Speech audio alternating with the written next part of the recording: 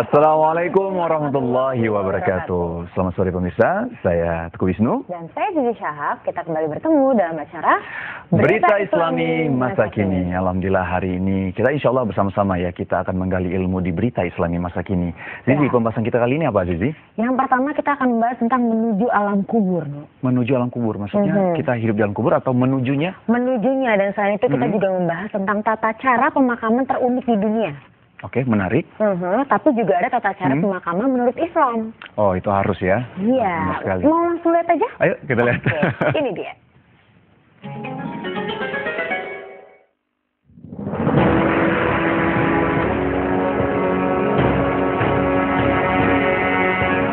Menuju alam kubur.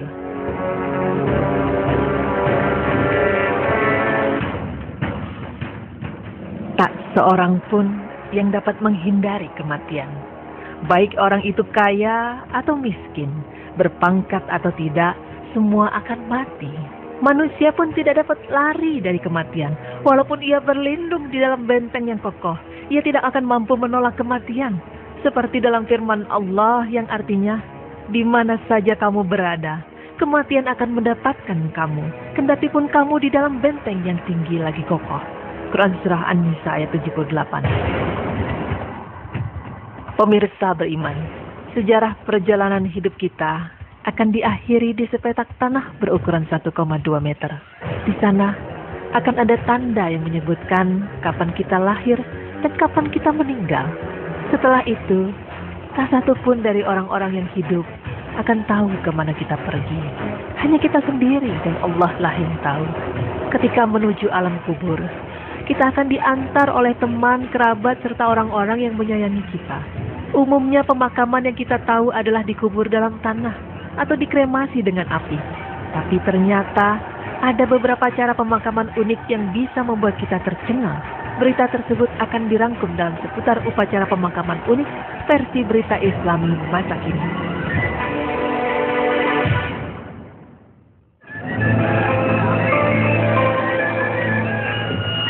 Upacara pemakaman pertama yang merupakan upacara terunik adalah Pamadihana yang dilakukan oleh warga suku bangsa Malagasy di Madagaskar. Di Malagasy ini orang yang telah meninggal dikuburkan di dalam tanah bersama dengan peti. Unik ya, setiap 7 tahun sekali para mayat diangkat dari kuburnya dan diajak berdansa oleh orang-orang yang masih hidup, lengkap dengan tarian dan lagu yang sesuai. Hal ini ternyata dimaksudkan untuk mencerminkan rasa sukacita dari sang mayat dan juga keluarga mayat. Karena tubuh sang mayat ini akan berkumpul dengan arwah nenek moyang di akhirat. New Life now was in a central part of the country. Upacara pemakaman unik yang kedua datang dari benua Amerika. Di sini, abu kremasi seorang jenazah akan dijadikan sebuah cenderamata ataupun perhiasan. Pemirsa beriman, cinta sejati membuat orang-orang yang ditinggalkan melakukan banyak cara untuk mengenang kepergian orang-orang yang mereka kasihi. Sejak tahun 2010, telah diperkenalkan abu kremasi yang dijadikan berlian. Di antara banyaknya perusahaan yang berkembang, terdapat perusahaan yang bernama LifeGem, sebuah perusahaan di Amerika Serikat tepatnya di Chicago, yang merintis tawaran terkait layanan pembuatan berlian sintetik dari material abu kremasi. Abu kremasi yang akan dibuat menjadi berlian tersebut biasanya lebih spesifik, berasal dari abu-abu kremasi orang terkasih, bahkan abu kremasi dari hewan peliharaan yang paling disayang.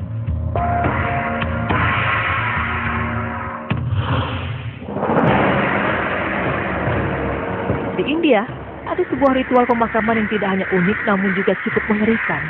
Ritual pemakaman ini disebut dengan exposure, sebuah kepercayaan bernama Zoroastrianisme di kota Mumbai, India. Percaya setelah mati, jenazah hanya akan mencemarkan lingkungan. Mereka tidak mengkremasi atau menguburkan jenazah sebab dipercaya mencemari unsur sakral, yaitu api dan bumi. Mereka menyimpan mayat di atas menara buatan yang diberi nama Tower of Silence atau menara bisu dan membiarkan tubuh meninggal itu dimakan burung pemakan bangsai. Namun hal ini banyak menarik perhatian dan juga kontroversi karena banyak memberi dampak buruk bagi rakyat.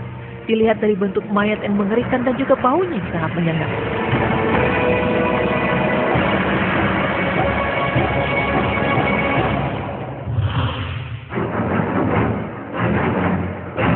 Prosesi pemakaman unik berikutnya datang dari daratan Afrika. Setiap jenazah di Ghana dikuburkan dengan peti mati sangat unik. Warga pinggiran Aklan ini mempunyai kebiasaan menguburkan mereka yang mati dalam peti mati fantasi. Peti mati ini biasanya menggambarkan profesi almarhum, namun kini berkembang ke arah kesukaan atau hobi. Para pembuat peti mati fantasi ini juga memamerkan karya-karyanya di etalase dalam bentuk replika kecil. Ada peti mati berbentuk handphone, botol minuman, buah-buahan, ikan, dan sebagainya. Bahkan jika saja Elvis Presley meninggal di wilayah itu, tentu dia sudah dikuburkan dengan peti mati berbentuk gitar.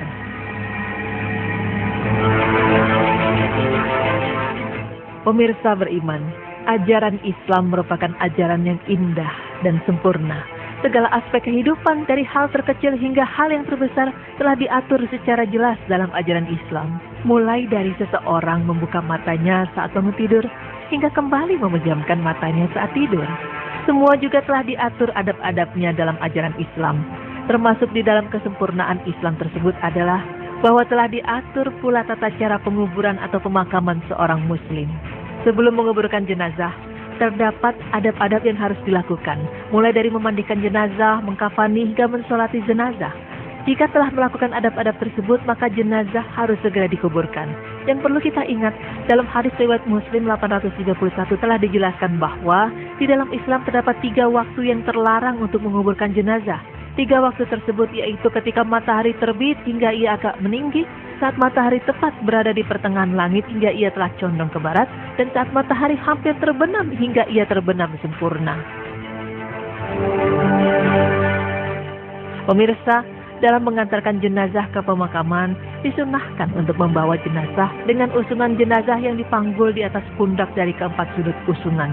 Disunahkan pula untuk menyegerakan mengusungnya ke pemakaman tanpa harus tergesa-gesa.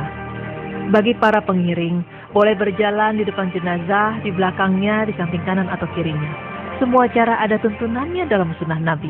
Para pengiring tidak diperkenankan untuk duduk sebelum jenazah diletakkan, sebab Rasulullah SAW telah melarangnya, seperti dalam sebuah hadis yang artinya, Abu Sa'id berkata, Rasulullah SAW bersabda, jika kalian mengikuti jenazah, maka janganlah kalian duduk hingga jenazah itu diletakkan.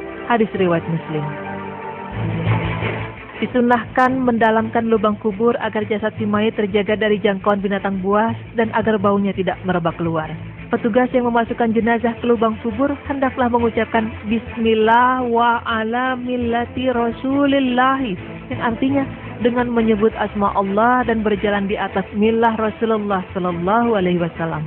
Pada saat meletakkan jenazah, disunahkan membaringkan jenazah dengan bertumpu pada sisi kanan jasadnya dalam posisi miring dan menghadap kiblat sambil dilepas tali-talinya selain tali kepala dan kedua kaki. Tidak perlu meletakkan bantalan dari tanah ataupun batu di bawah kepalanya, sebab tidak ada dalil sahih yang menyebutkannya, dan tidak perlu menyingkap wajahnya kecuali bila si mayit meninggal dunia saat mengenakan kain ihram sebagaimana yang telah dijelaskan. Maka setelah itu rongga liang lahat tersebut ditutup dengan batu bata atau papan kayu di atasnya. Lalu sela-sela papan kayu itu ditutup dengan tanah liat agar menghalangi sesuatu yang masuk sekaligus menguatkannya. Disunahkan bagi para pengiring untuk menabur 3 genggaman tanah ke dalam liang kubur setelah jenazah diletakkan di dalamnya. Demikianlah yang dilakukan Rasulullah Sallallahu Alaihi Wasallam. Setelah itu ditumpahkan atau diuruk tanah ke atas jenazah tersebut hingga menjadi gundukan seperti punuk unta, sebagaimana dijelaskan dalam hadis yang artinya, hendaklah meninggalkan makam kira-kira sejengkal sebagai tanda agar tidak dilanggar kehormatannya. Dibuat gundukan seperti punuk unta, demikianlah bentuk makam Rasulullah Sallallahu Alaihi Wasallam. Hadis riwayat Bukhari. Setelah itu, pada gundukan makam tersebut ditaburi dengan batu kerikil sebagai tanda sebuah makam dan diperciki air. Lalu diletakkan batu pada makam bagian kepalanya agar mudah dikenali. Kemudian pengiring jenazah mendoakan keteguhan bagi si mayit agar si mayit dapat teguh dan lantang hatinya saat menerima pertanyaan di alam kubur. Karena saat itu ruhnya dikembalikan dan ia ditanya di dalam kuburnya. Maka bagi para pengantar jenazah disunahkan berhenti sejenak untuk mendoakan kebaikan bagi si mayit, karena sesungguhnya mayit bisa mendapatkan manfaat dari doa mereka. Wallahu a'lam bishawab. Pemirsa beriman, kita sebagai manusia dan juga makhluk Allah yang bernyawa pasti akan mati dan akan kembali menghadap kepada Allah Subhanahu wa Ta'ala. untuk mempertanggungjawabkan perbuatan kita di dunia. Semoga dengan selalu mengingat kematian, kita dapat selalu ingat kepada Allah, sehingga kita dapat mengontrol segala akhlak kita, baik itu lisan maupun perbuatan. Karena sewaktu-waktu, kita pasti akan menghadapi ajal dan kembali kepada Allah Azza wa Jalla.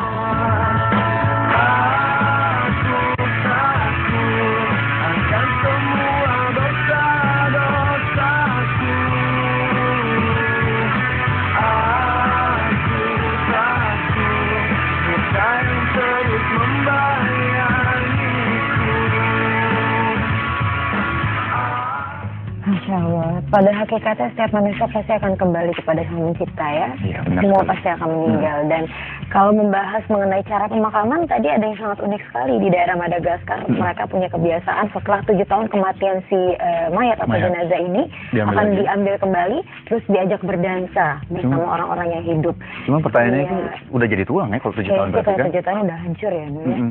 Tapi ya mungkin itu memang sudah menjadi kebiasaan atau adat istiadat dari satu negara atau satu bangsa Oke. gitu. Tapi memang kalau di dalam Islam memang ya, Islam ini begitu sempurna. Mengatur segalanya ya, semuanya gitu. Dan termasuk salah satunya untuk menguburkan mayat gitu. Bagaimana tata caranya, bagaimana adabnya gitu ya, bagaimana kita memandikan dulu, mengkafani, habis itu menguburkan. Dan memang ada waktu-waktu dilarang untuk menguburkan.